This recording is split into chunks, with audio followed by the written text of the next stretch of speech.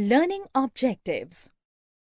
After completing this module, learners will be able to explain the various ways in which multinational companies set up or control production in other countries. Describe foreign trade. Discuss how foreign trade lead to integration of markets across countries. Enlist the trade barriers. Explain why government uses trade barriers. Define the special economic zones. Discuss the reason behind the government setting up special economic zones. Explain the impact of globalization in India. Production across countries. In the middle of the 20th century, the countries organized production within itself. Colonies of India exported the raw materials and foodstuff and imported finished goods. Trade was regarded as the main channel of connection between distant countries. This was done before large companies called multinational corporation or MNCs were established. MNCs are companies that have their branches or manufacturing units in more than one nation.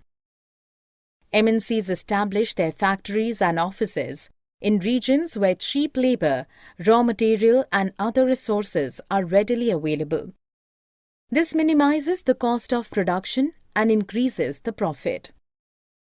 MNCs play an important role in the Indian economy by setting up production jointly with some of the local companies. Example, MNCs can provide money for additional investment, like buying new machines for faster production. MNCs are playing major important role in the process of rapid integration or interconnection between countries. No more regions of the world are in closer contact with each other than a few decades back. Interlinking production across countries. MNCs look into 4 major criteria before they set up production in any place. The factory or company should be close to markets. Skilled and unskilled labor should be available at low costs. Availability of other factors of production should be assured, example infrastructure. Local government policies should be in their interests. When the above conditions are to their satisfaction, MNCs set up factories and offices for production in different countries. As these MNCs are setting up factories in foreign country, the investment they make in terms of acquiring land, construction building, and buying machinery is called foreign investment. At times, MNCs set up production jointly with some of the local company benefits in 2 ways from this joint venture. MNCs provide money for additional investments like buying new machines for faster production. MNCs introduce the latest technology for production. MNCs are spreading their production and interacting with local producers in various countries across the globe. MNCs are setting up partnerships with local companies. MNCs are using the local companies for supply of raw material or accessories. Positive impact of globalization in India. The impact of globalization in India has been tremendous. Greater competition among producers resulting from globalization is a great advantage to consumers as there is greater choice before them. Consumers now enjoy improved quality and lower prices for several products. Due to globalization, many MNCs have increased their investment in India. This means thousands of people are getting highly paid jobs and enjoy much higher standards of living than was possible earlier. Local companies supplying raw materials to these industries have proposed Top Indian companies have benefited from increased competition. They have invested in newer technologies and production methods and raised their production standards. Some Indian companies have gained from successful collaborations with foreign companies. Large Indian companies have emerged as multinationals like Tata Motors. Globalization has also created new opportunities for Indian companies, providing services, particularly in the IT field, such as data entry, accounting, and administrative tasks, are now being done cheaply in India and exported to the developed countries. This has generated thousands of jobs. Positive impact of globalization in India. Quality product, job opportunity, Indian MNCs, foreign collaborations, newer technology, supply of raw material, high standard of living. Negative impact of globalization in India. There is also a negative side to globalization in India.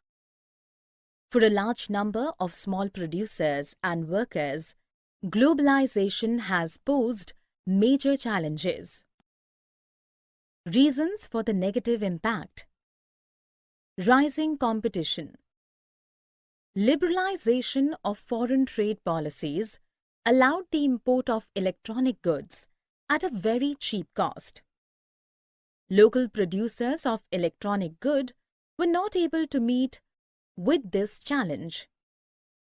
MNCs flooded the market with quality products at a cheap price. Local producers are not to compete with this and are to put up hardship, as their goods do not have a market. Uncertain employment. In order to compete in the world market, exporters try and cut labor costs. Workers are denied their fair share of benefits as manufacturers are always on lookout for cheap labor. Negative impact of globalization. Small producers are put to hardship. Less wages. Uncertain employment. What is globalization? Globalization is the rapid integration or interconnection between countries, mostly on the economic plane.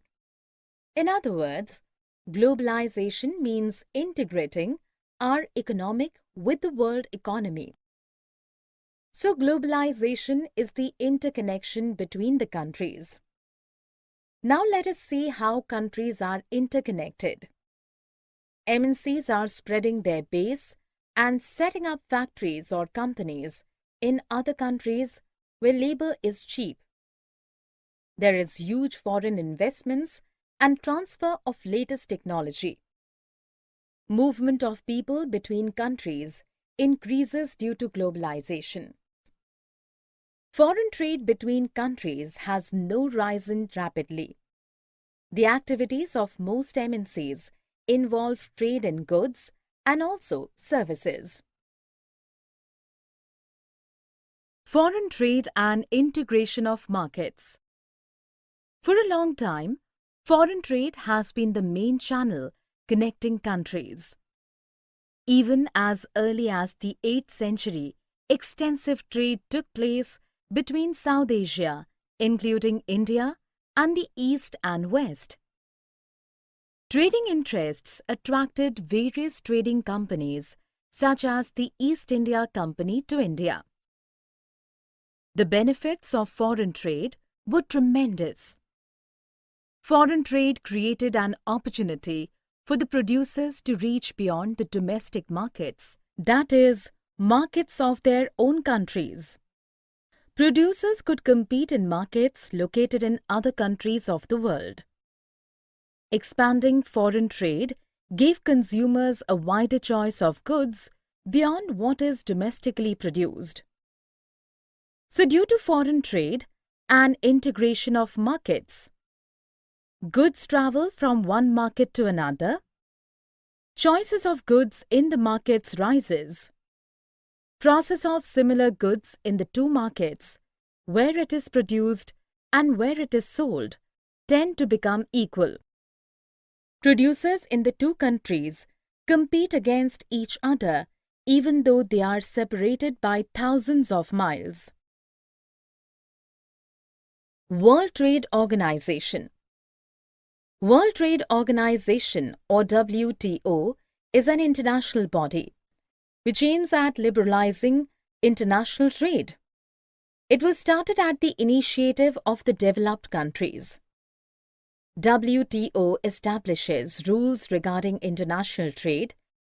It seems that the member countries obey these rules, and 165 countries of the world are currently members of WTO 2016. It is located in Geneva, Switzerland. It was established on January 1995. It was created by Uruguay Negotiations 1986 to 94. It gives membership to 151 countries on 27 July 2007. The total budget under WTO is 182 million Swiss francs for 2007. The number of people in Secretariat staff are 625. It is headed by Pascal Lamy, Director General. Functions of World Trade Organization are administering WTO trade agreements, forum for trade negotiations, handling trade disputes, monitoring national trade policies, technical assistance and training for developing countries, cooperation with other international organizations. The struggle for a fair globalization. Globalization has two sides, the positive, the negative. If a balance to be brought about, we should strive towards fair globalization. On one hand, we have people with education, skill, and wealth who have benefited from globalization. On the other hand, there are the uneducated, less skilled people who have not benefited from it. The government can play a major role in ensuring that the fruits of globalization reach everyone, the educated and the uneducated, equally. Its policies must protect the interests not only of the rich and the powerful, but all the people in the country. The Indian government should ensure that labor laws are properly implemented and the workers get their rights. The government should support small producers to improve their performance till the time they became strong enough to compete. If necessary, the government should use trade and investment barriers to protect small producers. The government should negotiate at the WTO for fairer rules. It can also align with other developing countries with similar interests to fight against the domination of developed countries in the WTO. Massive campaigns and representation by people's organizations have influenced important decisions relating to trade and investment at the WTO. This has demonstrated that people also can play an important role in the struggle for fair globalization.